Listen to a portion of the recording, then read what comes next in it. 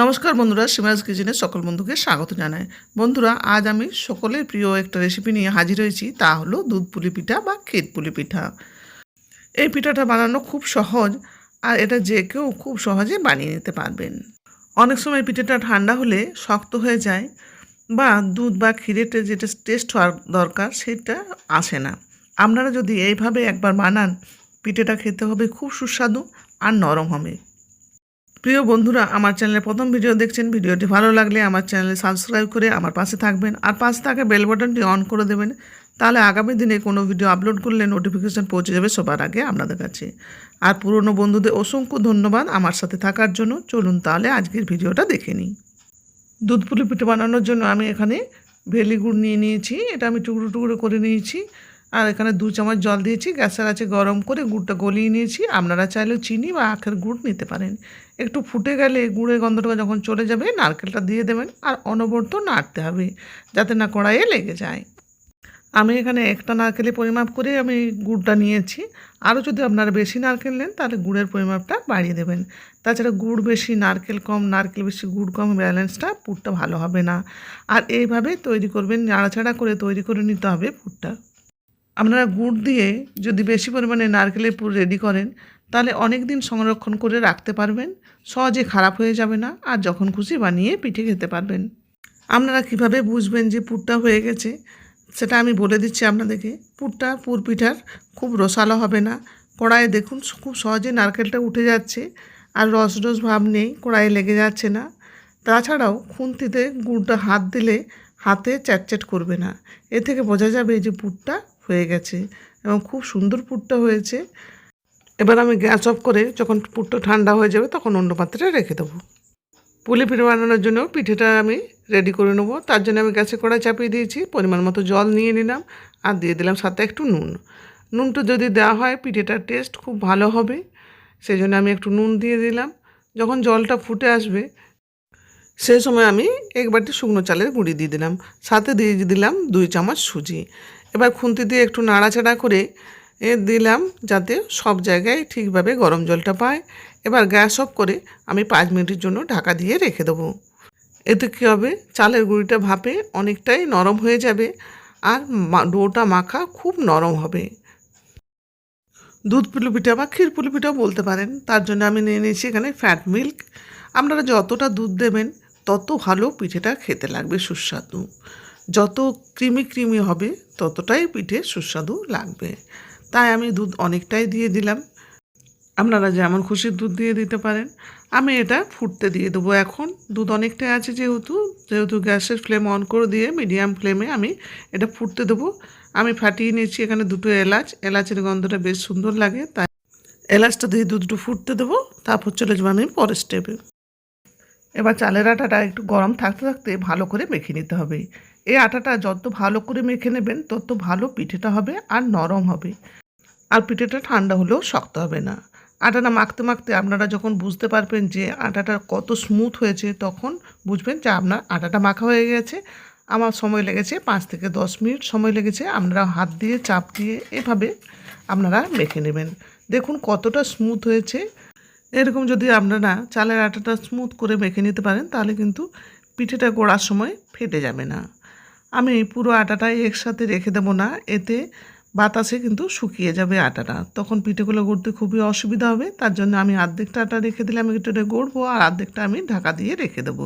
চলুন এবার পিঠেগুলো গড়ে নিই। পিঠেটা বানানো খুব সহজ। আমি খুব সহজ উপায়ে একটা পিঠে বানিয়ে দিচ্ছি। প্রথমে একটু লেচি নিয়ে ভালো করে গোল করে নিলাম, তারপরও বাটির মতো তৈরি করে নেবো। দেখুন এটা ভালো করে মেখে নিয়েছি বলে কিন্তু বাটিটা ফেটে যাচ্ছে না। যদি ভালো করে না মাখা হতো তাহলে কিন্তু বাটিটা ফেটে যেত। বাটিটা আমার তৈরি হয়ে গিয়েছে। এবার আমি নারকেলের পুরটা দিয়ে দেবো। তারপর 2 সাইড একসাথে ভালো করে মুড়ে নেব।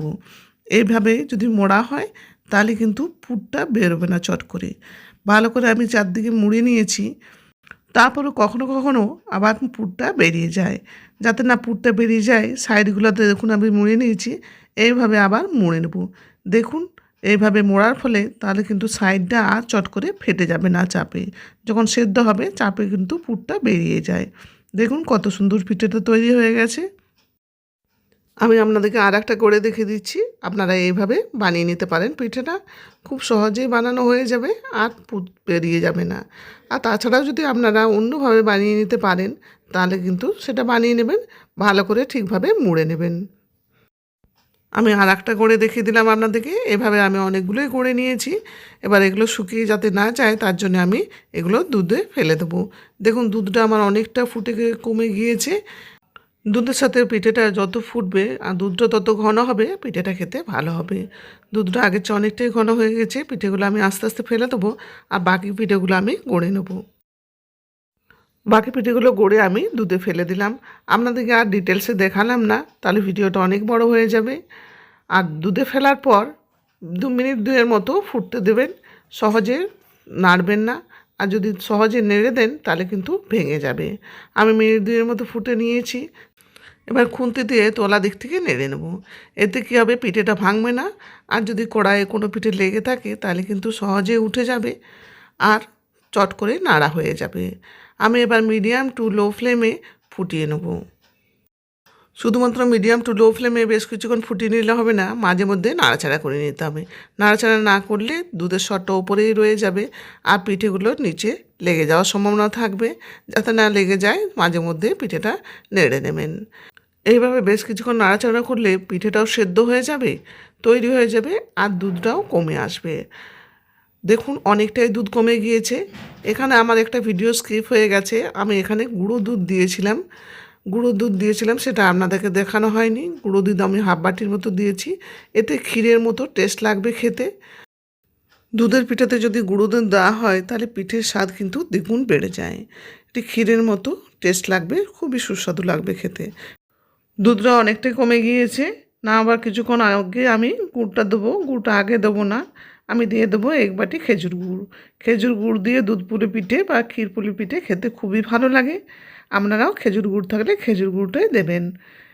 দুধ পুলি পিঠেতে যদি চিনি দেন তাহলে আপনারা যখন গরম মশলা আমি দিয়েছিলাম, গোটা গরম মশলা পরিমাণটা একটু বাড়িয়ে দেবেন। গুড়টা দেওয়ার পর মিনিট 5-এর মতো আমি নেড়ে নেবো আর ফ্লেমটা আমি লোতে করে নেবো। ফ্লেমটা খুব বেশি হাই করলে দুধটা কেটে যাওয়ার সম্ভাবনা থাকবে। আর অনবরত নেড়ে নেব, এখানে না নাড়লে হবে না। দেখুন কতটা সুন্দর হয়েছে দেখতে, গন্ধটাও খুব সুন্দর উঠেছে। আপনারাও একবার ট্রাই করে দেখতে পারেন বাড়িতে। খুব সুন্দর টেস্ট হয়েছিল দুধ পুলি পিঠা বা ক্ষীর পুলি পিঠাটা খেতে। ক্ষীর পুলি পিঠাটা আমার রেডি হয়ে গিয়েছে। এবার আমি 10 মিনিটের জন্য গ্যাস অফ করে ঢাকা দিয়ে রেখে দেবো। 10 মিনিট পর ফিরে এলাম। দেখুন কতটা সর পড়েছে উপরে। এরকম দুধ পুলি পিঠা বা ক্ষীর পুলি পিঠা আপনারা একবার বাড়িতে বানিয়ে দেখতে পারেন। আশা করি আপনাদেরও খুব ভালো লাগবে। দুধ পুলি পিঠা বা ক্ষীর পুলি পিঠা পরিবেশনের জন্য রেডি। আপনাদের এই রান্নার ভিডিও যদি ভালো লাগে প্লিজ সাবস্ক্রাইব করে আমার পাশে থাকবেন। পরে আরও অনেক নতুন নতুন ভিডিও আমার চ্যানেলে পেয়ে যাবেন।